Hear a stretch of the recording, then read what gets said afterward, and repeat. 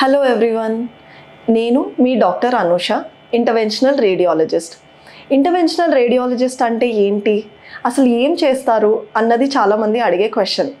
Interventional radiology అనే సబ్జెక్ట్లో రకరకాలుగా ఒక ఇమేజింగ్ ఫెసిలిటీస్ వాడుకొని అల్ట్రాసౌండ్, ఎక్స్రేస్ వాడడంతో సిటీ స్కాన్ మరియు క్యాత్ ల్యాబ్లో ఎక్స్రేస్ ద్వారా మనము వేరియస్ ఇమేజింగ్ ఫెసిలిటీస్ తీసుకొని మనం తీసే ట్రీట్మెంట్స్.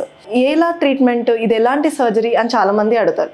ఇది చాలా మటుకు మినిమల్లీ ఇన్వేజివ్ సర్జరీ. ఇది 1 day OP based procedures, interventional radiology వాళ్ళు చేసే ప్రొసీజర్స్ అన్నీ. సో ఇవి ఎలా అవుతాయి అనేది చాలామంది అడుగుతారు.